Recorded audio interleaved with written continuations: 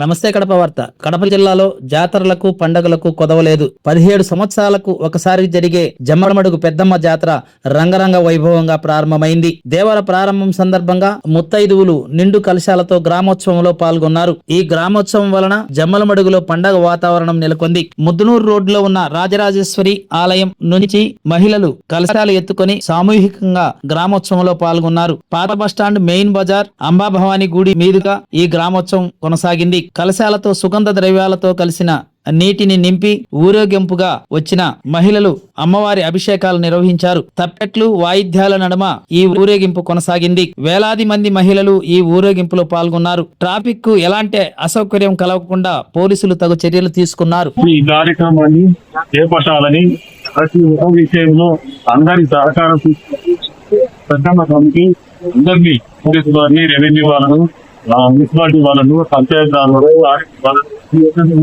మాట్లాడుతూ ఎలక్ట్రిసిటీ వాళ్ళను బ్రహ్మాండంగా అరేంజ్ చేసుకుంటాయి. అందరి సహకారంతో ఈ రోజు 22వ తారీఖున పండారు నిశ్చిత కార్యక్రమం ఉంది.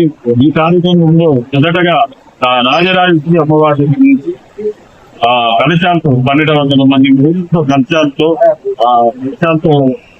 అభిషేకం చేసుకుంటే ఈ ప్రోగ్రాం అయిపోతుంది. సాయంత్రం 4 గంటలకు బ్రహ్మాండి నిర్మించి తీసుకొచ్చిన బండారును తీసుకురావాలని గ్రామ పెద్దలు, గ్రామ ప్రజలందరూ కలిసి పెన్నా నదిలో పోయి అక్కడి నుంచి పూజించా బండారును తీసుకొచ్చి జన్మలక్ష్మి నిన్నామాకు కన్యకాపతి అమ్మావల్లి మీదుగా ఉపదేరం చెట్టుకు కట్టడం జరుగుతుంది.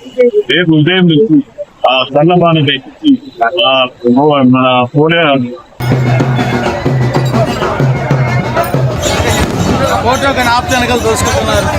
ప్రతి ఒక్కరూ తప్పనిసరిగా యూట్యూబ్లోకి వెళ్ళి కడప వార్తను లైక్ చేయండి, సబ్స్క్రైబ్ చేయండి. ఇట్లు మీ జి రమణయ్య, ఎడిటర్, కడప వార్త.